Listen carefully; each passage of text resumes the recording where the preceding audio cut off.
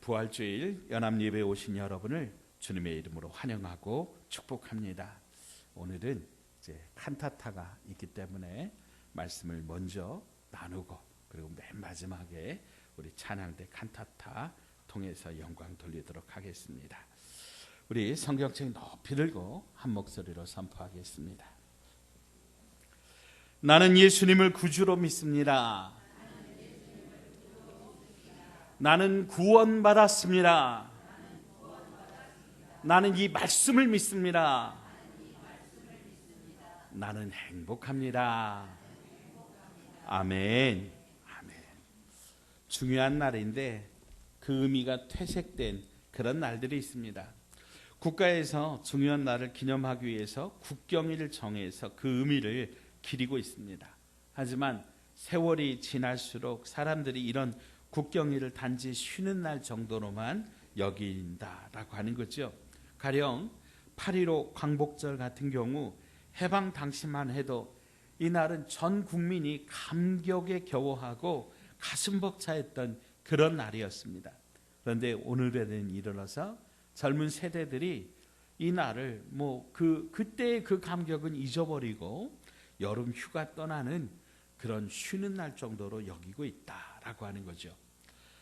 성탄절이나 부활절 같은 우리 기독교의 기념일도 크게 별반 다르지 않는 것 같습니다. 한국 사람들은 기독교 하면은 부활절을 생각할 때에 계란 나눠주는 날 정도로 생각하고, 또 서양 사람들은 토끼를 떠올립니다. 제가 이렇게 사인하면 넘겨주시라는 얘기예요. 죄송합니다. 감사합니다. 이게 부활절 하면은 우리는 이게 언뜻 이해가 안 되는데 서양에는 이렇게 토끼, 부활절 토끼를 생각을 하는데, 독일 루터 교회에서 이제 시작된 이 부활절 토끼는요, 부활절이 다가오면 토끼가 사람처럼 이렇게 옷을 입고 이제 선물 바구니에다가 저렇게 달걀, 또 사탕, 또 장난감을 담아서 아이들을 찾아다니면서 이렇게 전해준다라고 하는 그런 이야기가 있습니다.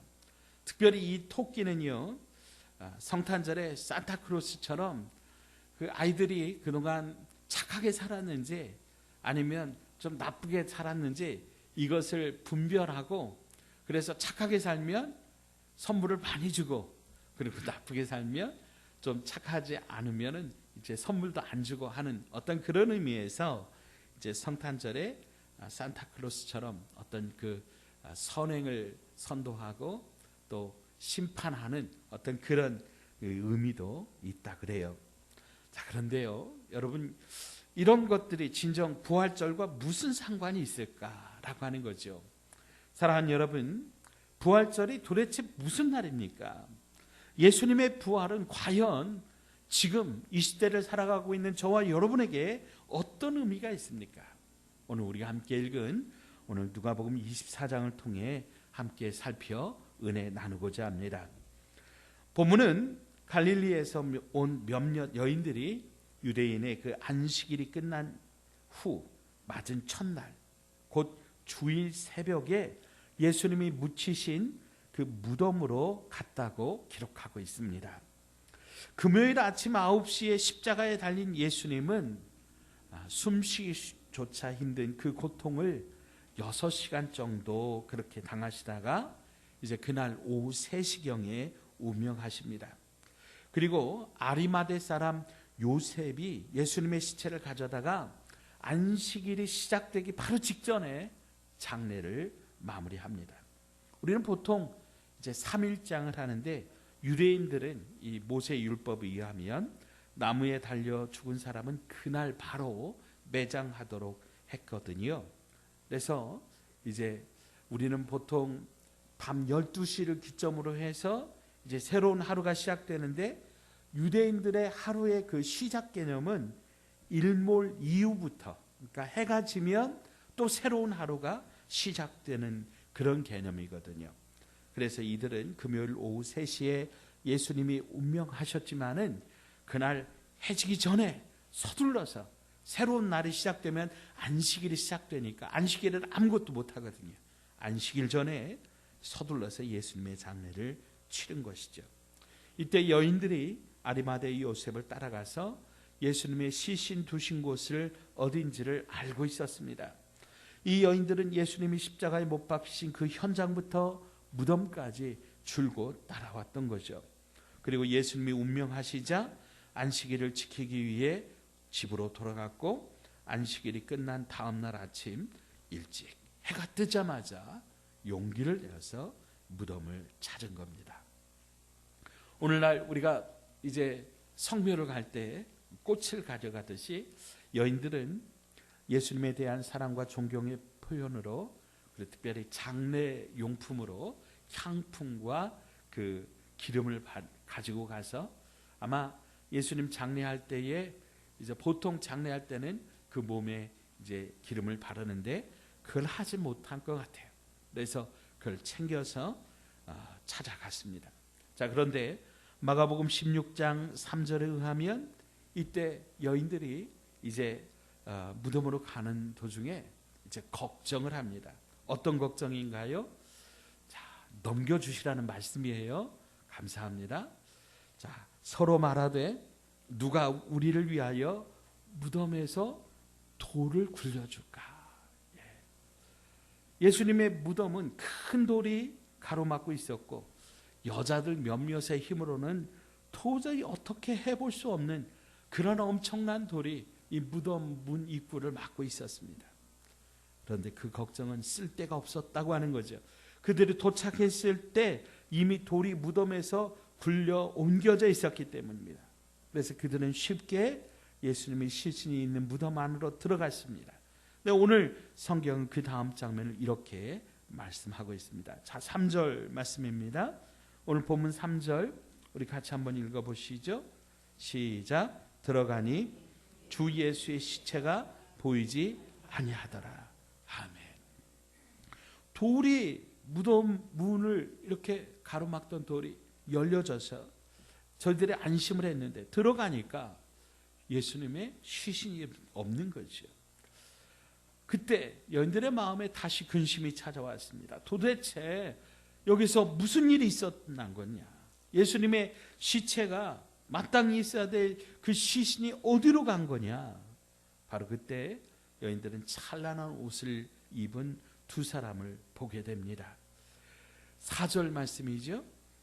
이 사람들은 사람의 모습으로 나타난 천사들이었습니다. 천사들이 예수님의 무덤을 가로막고 있던 큰 돌을 옮긴 거죠. 우리는 이 장면에서 부활절의 의미를 하나 찾아볼 수 있습니다. 자, 첫째로 부활절은 하나님께서 우리 문제의 해결자 되심을 깨닫게 되는 그런 날입니다. 사랑하는 여러분, 천사가 왜 무덤에 돌을 옮겼을까요? 여러분, 예수님을 위해서였을까요? 아닙니다. 예수님은 이미 부활하셔서 무덤 문을 열고 나가셨잖아요. 근데 누구예요? 누구 때문에? 누가 우리를 위해 돌을 옮겨줄까? 근심하고 탄식하던 여인들, 그녀들에게 이 돌은 절망의 상징입니다. 자기들이 어떻게 할 수 없는 그런 거대한 장애물입니다.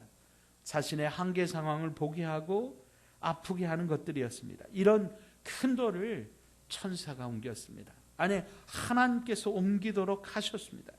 왜요? 하나님께서 하신 일을 여인들에게 보여주시기 위함입니다. 그러면 하나님께서 무엇을 하셨습니까? 예수 그리스도를 죽음에서 일으키셨습니다. 죄와 사망의 권세에서 우리 주 예수 그리스도를 해방시키셨습니다. 예수님께서 부활하셨습니다. 하나님은 천사를 통해 그 무덤 문을 막고 있는 돌을 옮기심으로 바로 이 여인들에게 그런 하나님의 능력을 보여주신 것입니다. 사랑하는 여러분, 하나님은 우리의 모든 문제도 해결할 능력이 있으신 분이심을 믿으시기 바랍니다. 하나님은 우리 앞을 가로막고 있는 그 어떤 그 꼼짝도 안 하는 돌같이 그런 문제들도 능히 들어서 옮기실 수 있는 분이십니다. 불가능하게 보이는 그런 돌들, 아무리 해도 꿈쩍도 하지 않는 그런 돌들, 내 힘으로는 어쩔 수 없는 그런 돌들이 있습니다. 회복이 불가능해 보이는 그런 상처와 그런 병들이 있습니다. 극복할 수 없는 그런 죄악의 욕구들, 또 내 힘으로는 견딜 수 없는 그런 어떤 시련과 치명적인 실패와 깨어진 꿈들이 있습니다. 어떤 가정은 부모의 말을 거역하며 불순종하는 자식들이 그런 돌같이 그냥 부모의 마음에 꽉 얹혀져 가지고 숨도 못 쉬게 하는 그런 가정들이 있습니다. 학생들은 아무리 공부를 해도 오르지 않는 성적이 그런 돌이 되어서 그냥 숨이 막히는 것이죠. 또 어떤 사람은 남편이 그런 돌처럼 평생 그 삶을 그냥 짓눌러서 정말 마음이 답답하고 숨이 막히는 그런 경우도 있습니다. 우리가 그런 문제를 놓고 아파하고 근심하고 애를 써보지만 내 힘으로는 도저히 이 문제를 해결할 수가 없다고 하는 거죠. 그러나 그것이 무엇이든지 사랑하는 여러분, 하나님은 그 돌을 우리의 인생에서 옮기실 수 있음을 믿으시기 바랍니다. 우리는 그런 능력의 하나님을 신뢰해야 됩니다. 바로 부활절은 그런 능력의 하나님을 기억하며 그분을 신뢰하며 살겠다고 다시 한번 각오를 다지는 날이 되어야 됩니다. 자, 따라서 합시다. 하나님께서 내 인생에 모든 무거운 짐을 옮겨주십니다. 아멘. 내 모든 문제를 해결해 주신다고 하는 거 여러분 믿으시기 바랍니다. 자, 두 번째로 부활절은 하나님의 약속이 이루어진다고 하는 사실을 보여주는 그런 날입니다. 오늘 누가복음 24장 5절로 7절 말씀을 보면 천사들이 두려워 떠는 여인들에게 이렇게 말합니다. 어찌하여 살아있는 자를 죽은 자 가운데서 찾느냐? 여기 계시지 않고 살아나셨느니라. 갈릴리 계실 때에 너희에게 어떻게 말씀하셨는지를 기억하라. 천사들은 여인들에게 예수님께서 생전에 하셨던 그 말씀을 다시 한번 기억나게 하셨습니다. 인자가 죄인의 손에 넘겨져 십자가에 못 박히고 제3일에 다시 살아나야 하리라 하셨느니라. 예수님의 이 말씀처럼 또 우리가 늘 고백하는 신앙 고백처럼 예수님은 장사한 지 사흘 만에 죽은 자 가운데서 다시 살아나셨습니다. 그런데 또 어떤 분들은 그렇게 물어요. 목사님 어떻게 3일이에요? 예수님께서 금요일 오후에 돌아가셨다면서요. 그러면 하루 지나면 토요일, 이틀 지나면 주일, 곧 많이 쳐봐야 이틀인데 왜 3일이에요? 시간상으로 계산해 봐도 금요일 오후 3시부터 계산하면 금요일 9시간, 토요일 24시간, 주일 새벽 6시에 부활했다 치면 6시간, 그러면 예수님이 죽으신 지 39시간 만에 부활하셨다는 거잖아요. 그런데 어떻게 사흘이에요? 이렇게 따져 묻는 사람이 꼭 있더라고요. 네, 여러분, 우리는요 유대인의 그 시간 개념을 우리가 다시 한번 알아야 돼요. 유대인들은 하루 중 어느 시점이라고 할지라도 그것을 하루로 그렇게 계산했습니다. 그러니까 금요일 날 예수님이 운명하셨잖아요. 그러면 금요일 날 장사가 됐으니까 그날이 첫째 날이고 토요일이 둘째 날이고 그리고 예수님이 부활하신 주일이 셋째 날이 되는 거죠. 그러니까 예수님은 셋째 날 부활하신 거죠. 우리는 하나님의 약속이 반드시 이루어진다고 하는 사실을 여러분 믿어야 됩니다. 부활절은 바로 그런 하나님의 약속이 이루어진 것을 확증해 주는 그런 날입니다. 우리가 사는 이 세상에 사람들은 어떻습니까? 곧 이제 4월 10일이 되면 국회의원 선거를 하는데 정치인들이요 이런 선거 때만 되면 공약을 이야기를 합니다. 이것저것 다 해준다고 말하고 나중에 가서는 그냥 발뺌해요. 거창한 약속은 하지만 지키지 못할 일들이 그냥 비일비재하다라고 하는 거예요. 장사하는 사람도 이문 하나도 안 남고 그렇게 판다 그러지만 우리 다 알잖아요. 남아요, 안 남아요? 남아요. 기업가도요, 교육가도요, 심지어는요 혼인을 맹세한 부부들도 서로 약속을 지키지 못합니다. 오직 당신만을 행복하게 해주겠다고 해놓고는요 그 약속을 지키지 못하는 거예요. 그러나 여러분, 하나님은 반드시 약속을 지키십니다. 여러분, 사실 죽은 사람을 사흘 만에 살리시겠다고 하는 이 약속만큼 불가능한 약속이 어디 있습니까? 그런데 하나님은 이 약속을 지키신 겁니다. 민수기 23장 19절에 하나님은 사람이 아니시니 거짓말을 하지 않으시고 인생이 아니시니 후회가 없으시도다. 어찌 그 말씀하신 바를 행하지 않으시며 하신 말씀을 실행하지 않으시랴. 하나님은 반드시 그 말씀하신 바를 행하시는 분이심을, 지키시는 분이심을 믿으시기 바랍니다. 또 하나, 이 부활에 관하여 놀라운 소식은 예수님의 부활은 예수님의 부활로 끝나는 것이 아니라 우리의 부활도 약속하셨다고 하는 거예요. 자, 요한복음 11장 25절로 26절에 예수께서 이르시되 나는 부활이요 생명이니 나를 믿는 자는 죽어도 살겠고 무릇 살아서 나를 믿는 자는 영원히 죽지 아니하리니 이것을 내가 믿느냐. 로마서 8장 11절에 예수를 죽은 자 가운데서 살리신 이의 영이 너희 안에 거하시면 그리스도 예수를 죽은 자 가운데서 살리신 이가 너희 안에 거하시는 그의 영으로 말미암아 너희 죽을 몸도 살리시느니라. 아멘. 그러므로 사랑하는 여러분, 우리는 이 약속을 붙잡고 살아야 됩니다. 이것이 우리 인생의 최종 목표가 되어야 되는 것이죠. 부활절은 하나님의 약속이 이루어진 날입니다. 부활하신 예수님은 부활의 첫 열매가 되시는 거예요. 그러면 첫 번째 열매가 있다고 하면 두 번째 열매도 있죠. 두 번째 열매는 바로 저와 여러분입니다. 고린도후서 15장 20절에 그러나 이제 그리스도께서 죽은 자 가운데 다시 살아나사 잠자는 자들의 첫 열매가 되셨도다. 예수님이 첫 번째 열매이고, 그리고 저와 여러분이 예수 그리스도를 구주로 믿고 고백하는 저와 여러분이 예수님처럼 부활할 것을 믿으시기 바랍니다. 이제는 그 어떤 죽음의 권세도 예수님에게서 나타난 이 부활의 능력을 이길 수 없다라고 하는 거예요. 그러므로 우리는 예수님에게 나타난 이 부활의 능력이 우리에게도 임재하셔서 우리를 다시 살리신다고 하시는 이 약속을 반드시 믿어야 합니다. 자, 따라서 합시다. 예수님께서 부활하셨듯이 나도 부활할 겁니다. 자, 앞뒤 좌우 믿음의 가족들에게 예수님 부활하셨듯 권사님도 집사님도 부활합니다. 말씀해 주세요. 아멘. 아멘. 아멘. 믿으십니까? 우리는 그러니까 죽어도 사는 거예요. 살면 영원히 사는 거예요. 네, 그럼 무서울 게 뭐가 있겠어요? 자, 세 번째, 부활절은 우리에게 새로운 사명을 주시는 날입니다.